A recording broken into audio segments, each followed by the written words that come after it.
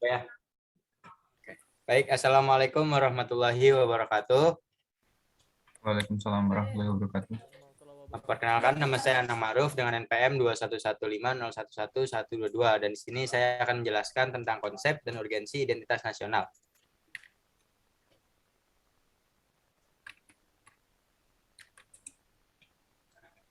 Definisi identitas nasional. Identitas nasional merupakan ciri-ciri, tanda-tanda, atau jati diri yang melekat pada seseorang yang membedakan dengan yang lain. Pengertian identitas pada hakikatnya merupakan nilai-nilai budaya yang tumbuh dan berkembang dalam aspek kehidupan suatu bangsa dengan suatu ciri khas. Dengan ciri khas tersebut, maka suatu bangsa berbeda dengan bangsa yang lain dalam kehidupannya, seperti keanekaragaman suku, budaya, kerukunan antarumat beragama, dan lain sebagainya. Nah, fungsi identitas nasional.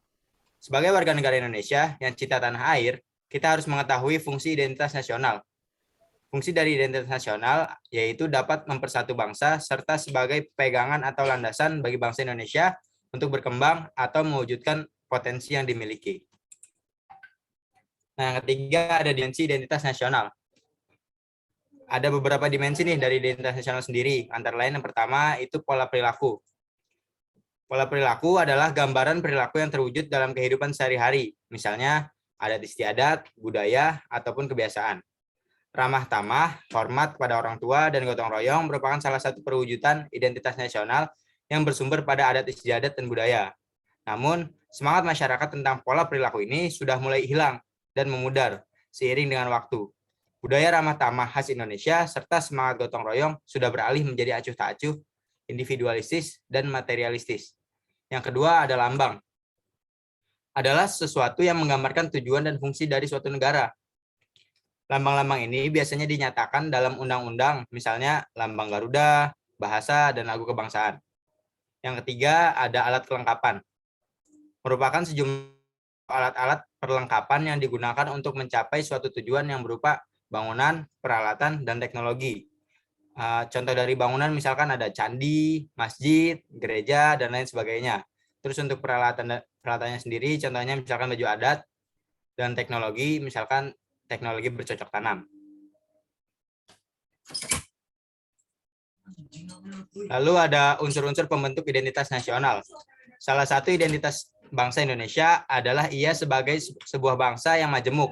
Kemajemukan bangsa Indonesia dapat dilihat dari sisi sejarah, kebudayaan, suku bangsa, agama, dan bahasa. Nah, sejarah sendiri.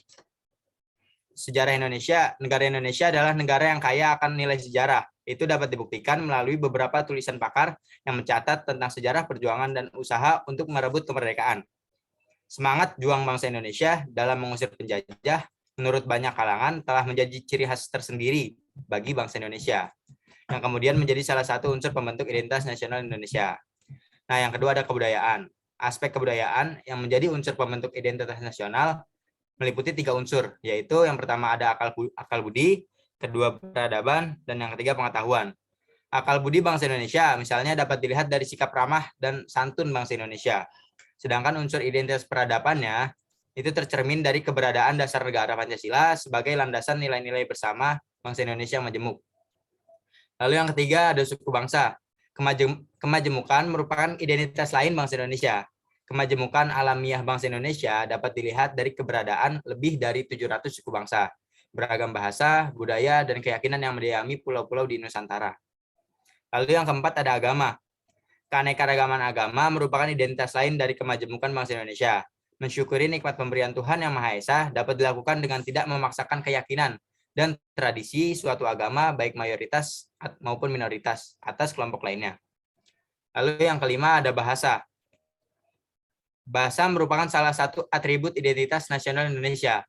Sekalipun Indonesia memiliki berbagai macam bahasa daerah, bahasa persatuan kita tetap satu, yaitu bahasa Indonesia. Lanjut, ada permasalahan yang terjadi terhadap identitas nasional. Yang pertama itu ada klaim negara lain terhadap budaya bangsa Indonesia. Nah, jika kita mengetahui bahwa kebudayaan bangsa Indonesia telah diklaim oleh negara lain, maka langkah yang harus kita lakukan adalah yang pertama, berperan aktif dalam pelestarian budaya, seperti mengikuti kelas-kelas tari dan lain sebagainya. Yang kedua, yaitu menanamkan rasa saling memiliki dan bangga terhadap budaya bangsa Indonesia. Dan yang ketiga, mendorong pemerintah untuk segera mendaftarkan budaya bangsa ke UNESCO.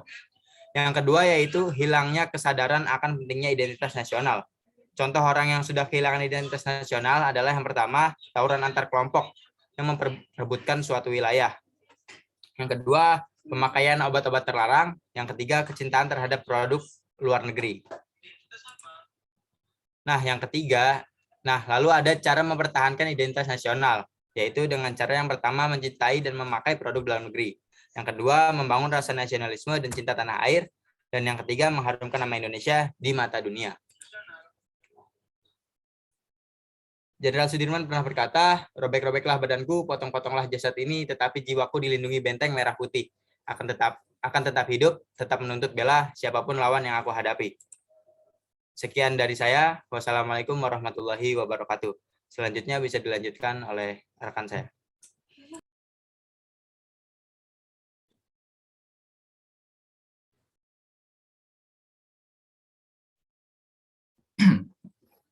Assalamualaikum warahmatullahi wabarakatuh. Perkenalkan, nama saya Novel Hakim dengan NPM 2115 011030. Saya akan mempresentasikan mengenai integrasi nasional. Nah, apa itu integrasi nasional? Integrasi adalah suatu upaya untuk menyatukan seluruh lapisan masyarakat, seluruh lapisan suatu bangsa antara pemerintah dengan masyarakatnya. Nah, integrasi sendiri mempunyai faktor pendorong dan faktor penghambat. Faktor pendorongnya yaitu sejarah. Faktor sejarah yang mengakibatkan rasa senasib dan seperjuangan dapat dibuktikan dengan semangat perjuangan yang ditunjukkan oleh para pahlawan dalam merebut kemerdekaan. Lalu rasa cinta tanah air. Rasa cinta tanah air di kalangan bangsa Indonesia sebagaimana dibuktikan dalam perjuangan merebut, menegakkan, dan mengisi kemerdekaan hingga saat ini. Lalu faktor yang ketiga yaitu keinginan bersatu.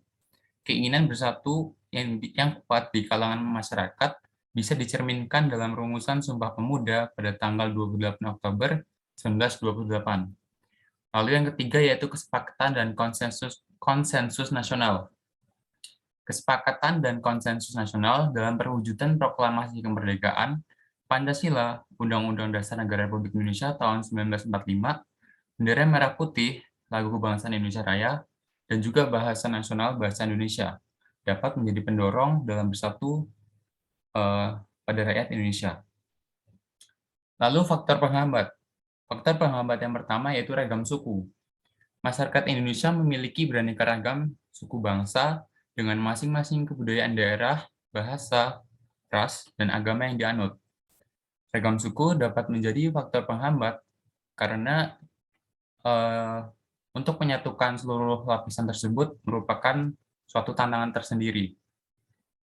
Lalu luasnya wilayah Indonesia yang terdiri dari ribuan pulau dan dikelilingi lautan yang luas mampu menjadi penghambat dari proses integrasi nasional. Lalu yang ketiga yaitu faktor ketidakmerataan. Besarnya ketimpangan antara daerah satu dengan daerah lain dari segi pembangunan akan menimbulkan rasa yang tidak puas di antara masyarakat. Lalu akan menimbulkan masalah SARA, gerakan separatisme, serta demonstrasi atau unjuk rasa. Lalu faktor yang terakhir yaitu paham etnosentrisme, yaitu paham suatu suku yang menganggap sukunya lebih unggul dari suku lain. Lalu ada tantangan. Tantangan integrasi nasional dewasa ini antara lain ketidakadilan di masyarakat. Ketidakadilan ini contohnya seperti ketidakadilan hukum. Seperti kita tahu, akhir-akhir ini banyak rumor beredar bahwa hukum lebih tumpul ke atas dan tajam ke bawah. Lalu kedua yaitu eksploitasi sumber daya alam. Eksploitasi SDA yang tidak dibarengi dengan pembangunan daerah tersebut akan menimbulkan tantangan dalam proses integrasi nasional. Lalu yang ketiga yaitu KKN. Dari masa Orde Baru hingga saat ini, KKN masih menjadi salah satu tantangan dalam proses integrasi nasional. Lalu yang keempat yaitu diskriminasi. Yang kelima, kesenjangan sosial. Kesenjangan sosial di antara masyarakat golongan miskin dan kaya dapat menimbulkan rasa iri yang mengakibatkan retaknya integrasi nasional. Lalu yang terakhir yaitu keterasingan. Keterasingan daerah, suku, ataupun agama yang terjadi di Indonesia membuat golongan tersebut merasa tidak puas.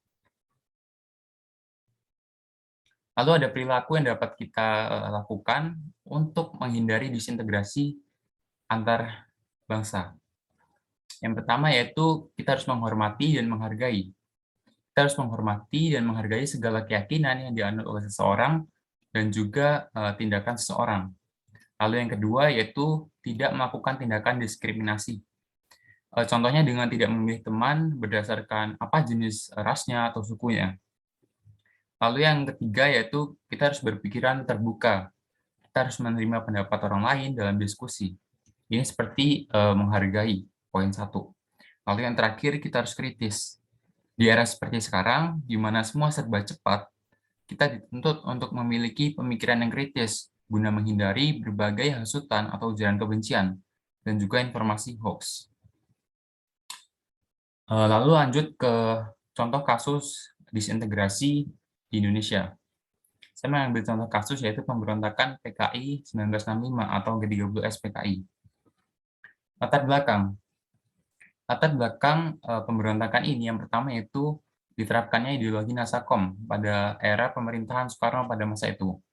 Pemberlakuan ideologi Nasakom justru menjadi jalan bagi PKI untuk mengganti ideologi Pancasila menjadi komunis. Lalu yang kedua yaitu gesekan antara PKI dan TNI.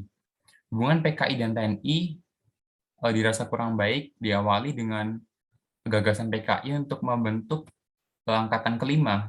Lalu gagasan tersebut ditolak atau ditentang oleh TNI. Dari sinilah permasalahan di antara kedua belah pihak semakin besar. Lalu yang ketiga yaitu rumor kesehatan Presiden Soekarno. Pada tahun 1964 beredar rumor mengenai sakitnya Presiden Soekarno. Beredarnya kabar tersebut menimbulkan kecemasan dari berbagai pihak mengenai perebutan kekuasaan selanjutnya. Lalu yang terakhir yaitu keadaan ekonomi di Indonesia. Pada tahun 1965, keadaan ekonomi di Indonesia sedang terpuruk. Kenaikan inflasi sebesar 650% membuat rakyat meragukan kepemimpinan Presiden Soekarno. Lalu untuk informasi lanjutan mengenai G30S PKI. Pemimpin. G30S PKI dimotori oleh Dipan Nusantara Aidit atau DN Aidit. Di bawah kepemimpinannya, perkembangan PKI di Indonesia semakin maju. Bahkan, Partai Komunis Indonesia menjadi partai komunis terbesar ketiga di dunia pada masa itu. Lalu yang kedua, operasi pemberontakan. Pada malam hari hingga dini hari, tepat pada akhir tanggal 30 September sampai awal Oktober 1965, operasi pemberontakan dilaksanakan dengan target para perwira tinggi TNI Angkatan Darat. Lalu pemberontakan ini mengorbankan 6 perwira tinggi Angkatan Darat dan seorang kapten. Tujuan utama dari pemberontakan ini yaitu PKI ingin menggulingkan pemerintahan era Soekarno dan mengganti negara Indonesia menjadi negara yang berideologi komunis. Lalu apa tindakan pemerintah untuk mengatasi kasus tersebut? Tindakan pemerintah adalah dengan penumpasan para anggota PKI. Pemerintah melakukan pembersihan yang dimulai pada Oktober 1965 di Jakarta, lalu diikuti hingga ke daerah Jawa Tengah, Jawa Timur, dan Bali. Bahkan operasi dengan skala kecil berlanjut ke Pulau Sumatera. Pembantaian terburuk meletus di Jawa Timur dan Jawa Tengah. Para petinggi PKI diburu dan ditangkap. Para petinggi tersebut kemudian dieksekusi mati.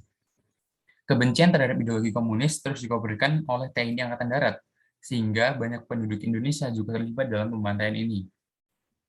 Pembantaian mereda pada Maret 1966. Meskipun demikian, beberapa pembersihan kecil masih berlangsung hingga tahun 1969.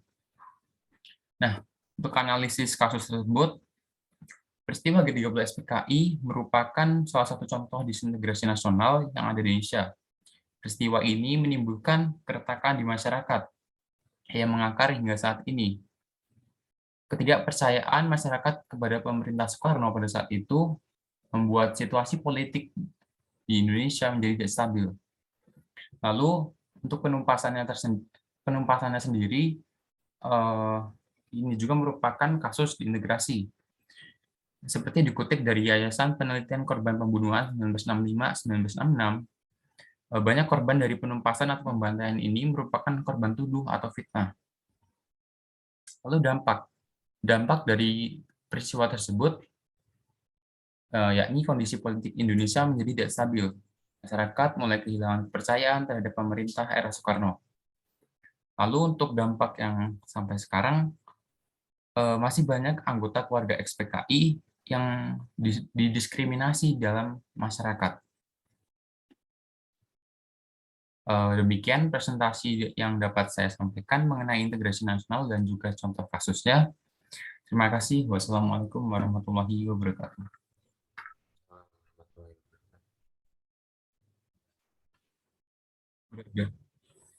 Baik, bismillahirrahmanirrahim. Assalamualaikum warahmatullahi wabarakatuh. Perkenalkan, nama saya Zandra Sadira Prasaya, NPM 120. Saya akan menjelaskan tentang esensi dan urgensi integrasi nasional. Pertama, sebelum kita bahas lebih lanjut, kita harus tahu dulu apa itu integrasi nasional. Ini diungkapkan dari Howard Wiggins.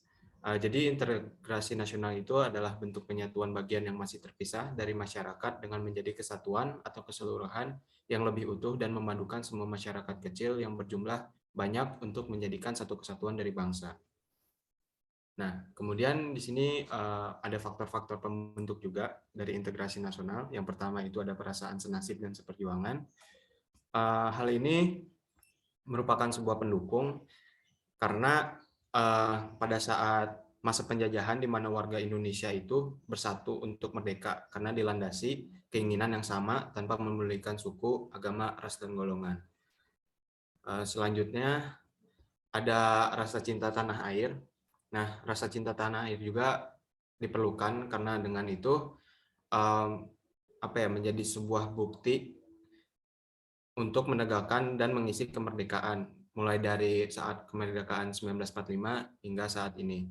Kemudian gotong royong juga menjadi sebuah faktor karena budaya gotong royong merupakan ciri khas kepribadian bangsa Indonesia secara turun-menurun sejak dulu dan tetap dipertahankan hingga sekarang ini. Walaupun sekarang ini gotong royong sudah mulai memudar. Kemudian antisipasi ancaman asing.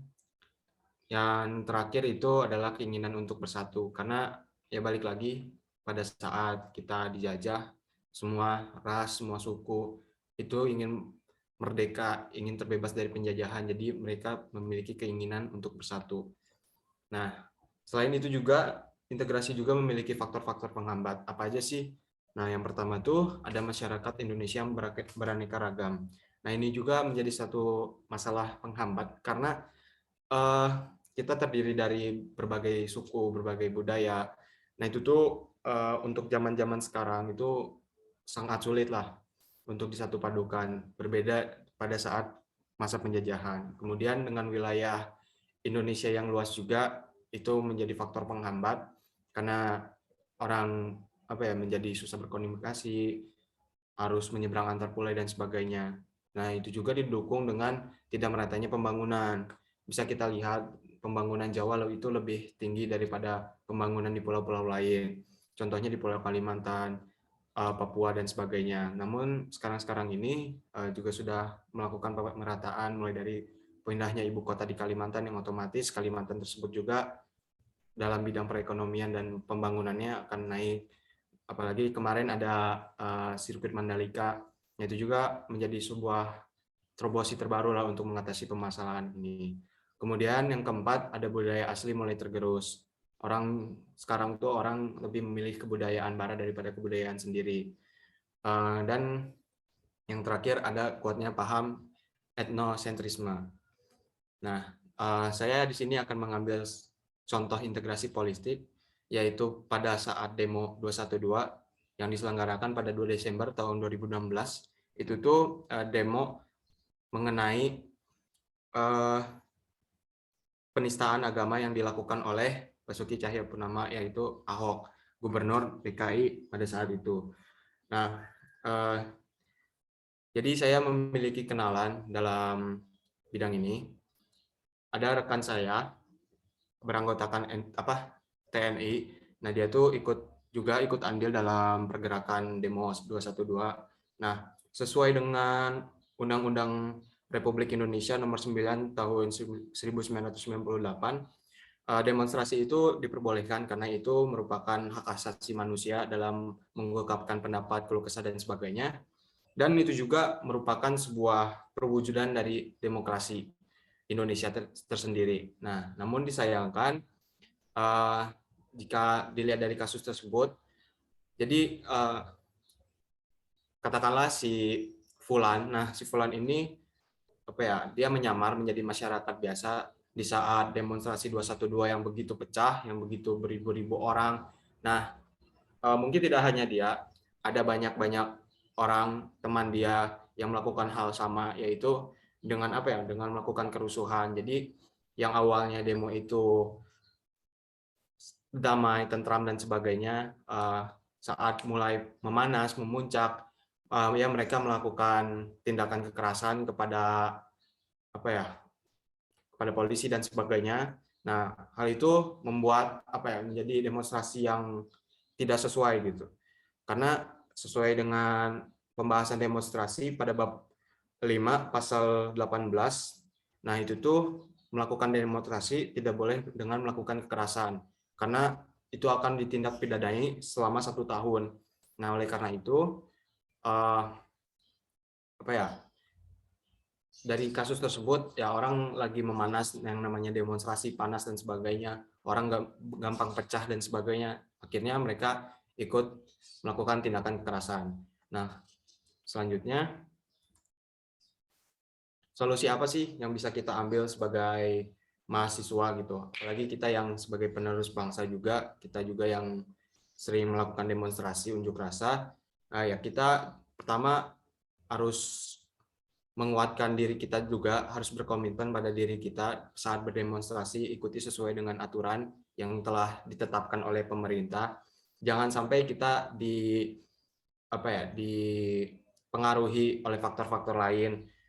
Dan kita juga sebagai masyarakat yang baik, kita juga harus memberitahu kawan kita, rekan kita, pada saat demonstrasi jangan melakukan tindakan kekerasan, cukup dengan demonstrasi yang sesuai dengan peraturan yang ada. Karena balik lagi itu bukan menjadi solusi, malah menjadi permasalahan yang baru. Kemudian untuk selanjutnya kita juga harus mulai bisa memilah-milah mana berita hoax, mana berita yang benar. Kita juga tidak boleh langsung menerima berita tersebut, apalagi dari media sosial yang sekarang ini merajalela, mulai dari internet, Instagram, Twitter, YouTube, dan lain sebagainya. Kita juga harus bisa memilah, mencari bukti kebenarannya, bagaimana, dan sebagainya. Mungkin itu yang bisa saya sampaikan. Terima kasih. Wassalamualaikum warahmatullahi wabarakatuh.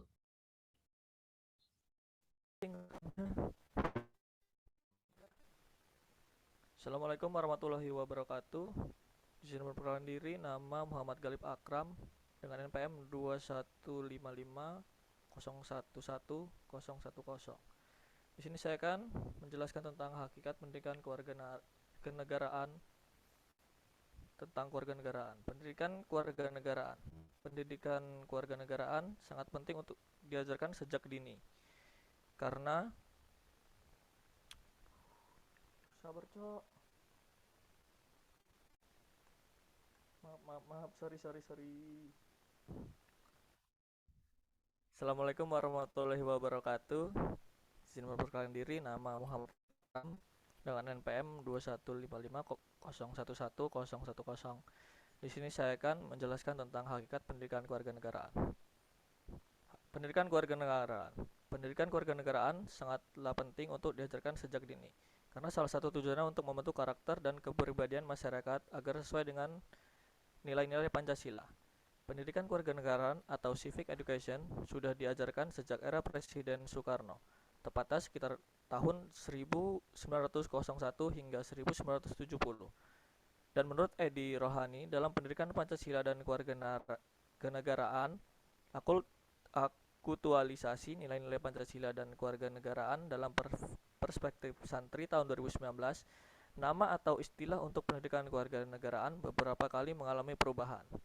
Pada tahun 1968, pendidikan kewarganegaraan dirubah menjadi pendidikan keluarga negara dan namanya diubah lagi pada tahun 1975 menjadi pendidikan moral Pancasila atau PMP. Lalu pada 1994 namanya mengalami perubahan menjadi pendidikan Pancasila dan kewarganegaraan atau PPKN.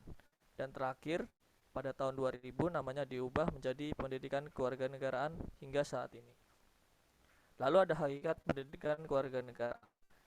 Mengutip dari situs Kementerian Pendidikan dan Kebudayaan atau Kemendikbud, secara hakikat pendidikan kewarganegaraan merupakan sarana pembelajaran yang bersumber dari nilai-nilai Pancasila sebagai kepribadian bangsa. Hal ini diperlukan supaya masyarakat bangsa Indonesia memiliki kesadaran untuk mencintai tanah air serta memiliki watak, sifat, dan karakter sesuai dengan nilai Pancasila. Menurut Minto Rahayu dalam buku Pendidikan Kewarganegaraan yang berjudul Perjuangan Menghidupi Jati Diri Bangsa, tujuan dari hakikat kewarganegaraan ialah membekali masyarakat untuk bisa menjalin hubungan yang berlandaskan Pancasila, baik dengan negara atau di sini ada tujuan pendidikan kewarganegaraan. Pendidikan kewarganegaraan mempunyai tujuan yang penting dalam memberikan pemahaman bahwa pentingnya pendidikan bagi manusia, terutama seseorang warga negara dalam memahami kedudukan warga negara dalam negara. Di sini juga ada beberapa ahli menuturkan tujuan-tujuan pendidikan kewarganegaraan. Di sini ada 4 ahli yang menuturkan tujuan-tujuannya tentang pendidikan kewarganegaraan.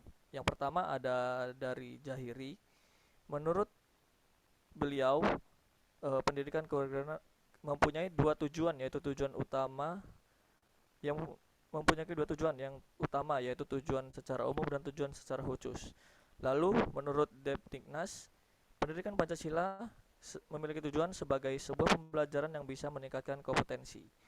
Lalu menurut Sapria, sebuah keikutsertaan yang rasional dan tanggung jawab di dalam kehidupan berpolitik dari seorang warga negara yang patuh terhadap prinsip dan nilai demokrasi konstitusi Indonesia yang mendasar. Lalu yang terakhir, menurut Brason, pendidikan kewarganegaraan merupakan keikutsertaan yang mempunyai tanggung jawab serta mutu yang berkualitas dalam kehidupan masyarakat maupun politik, baik secara lokal, negara bagian, dan nasional. Namun secara umum, tujuan pendidikan mempunyai tujuan untuk mendidik setiap warga negara agar menjadi warga yang terlukis dalam sebuah tulisan Sumantri. Lalu di sini ada fungsi pendidikan kewarganegaraan. Pendidikan kewarganegaraan sangatlah penting dalam peran serta memberi suatu pengajaran tentang tujuan pendidikan Pancasila dan kewarganegaraan dalam kehidupan masyarakat berbangsa dan bernegara. Berikut ini merupakan fungsi dan pendidikan kewarganegaraan. Yang pertama itu mendorong terus untuk mendapat sebuah pemahaman mengenai cita-cita nasional dan juga tujuan negara. Yang kedua, agar lebih cepat dalam membuat keputusan-keputusan yang penting bertanggung jawab baik dalam masyarakat individu dan masyarakat juga negara. Lalu yang ketiga, bisa memberikan apresiasi cita-cita nasional serta mengambil keputusan-keputusan yang cerdas. Dan yang keempat, saran untuk menciptakan warga negara yang mempunyai kecerdasan, keterampilan, dan karakteristik setia terhadap bangsa dan negara dengan mewujudkan dirinya dalam kebiasaan berpikir maupun berperilaku yang sejalan dengan amanah Pancasila. Lalu ada pendidikan kewarganegaraan di perguruan tinggi. Pendidikan kewarganegaraan sebenarnya dilakukan dan dikembangkan di seluruh dunia, meskipun dengan berbagai istilah nama. Mata kuliah tersebut sering disebut civic education, citizenship education, dan bahkan ada yang menyebut democracy education. Mata kuliah ini memiliki peran yang strategis dalam mempersiapkan warga negara yang cerdas, bertanggung jawab, dan berkeadaban. Berdasarkan rumusan Civic International tahun 1995, disepakati bahwa pendidikan demokrasi penting untuk pertumbuhan civic culture, untuk keberhasilan pengembangan dan pemeliharaan pemerintah demokrasi. Lalu yang terakhir ada urgensi eksistensi pendidikan kewarganegaraan. Di dalam Undang-Undang RI nomor 20 Pasal 23 ayat 1 huruf B menyatakan bahwa kurikulum pendidikan dasar dan menengah wajib memuat pendidikan kewarganegaraan. Lalu pada pasal 37 ayat 2 pada huruf B menyatakan kurikulum pendidikan wajib memuat pendidikan kewarganegaraan.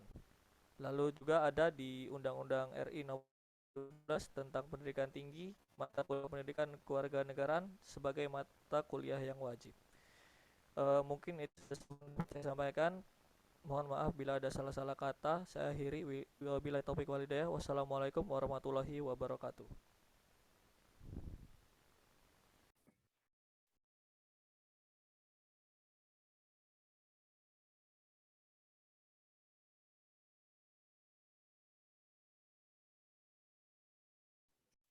Unmute dulu, unmute. Baik, Assalamualaikum warahmatullahi wabarakatuh. Perkenalkan, nama saya Amidah Hamsairila dengan NPM 21150 Baik, di sini saya akan menjelaskan tentang integrasi nasional. Pengertian integrasi nasional. Integrasi nasional adalah menggabungkan seluruh bagian menjadi sebuah kesatuan dan tiap-tiap bagian diberi tempat, sehingga membentuk kesatuan yang harmonis dalam NKRI yang bersemboyan Bhinneka Tunggal Ika. Faktor-faktor terbentuknya integrasi. Yang pertama, adanya rasa toleransi, adanya perkawinan campuran antar suku, meningkatnya solidaritas sosial, pesatnya komunikasi dan transportasi antar daerah, menjalankan fungsi pemerintahan dengan baik. Faktor pendorong integrasi nasional. Yang pertama, faktor sejarah, keinginan untuk bersatu, simbol kenegaraan dalam bentuk Garuda Pancasila, rasa cinta tanah air, pengembangan budaya gotong royong.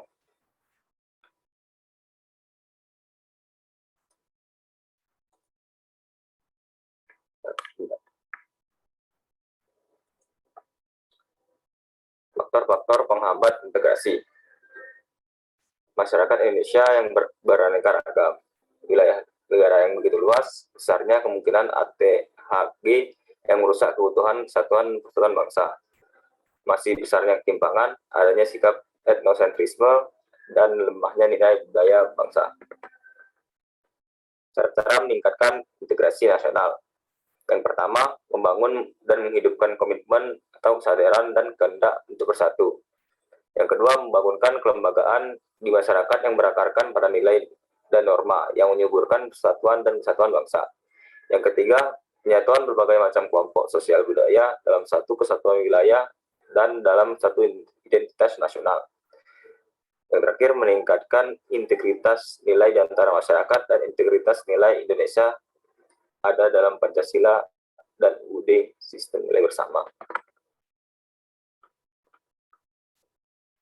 Nah, berikut contoh dari kasus integrasi nasional. Bisa kalian baca sendiri.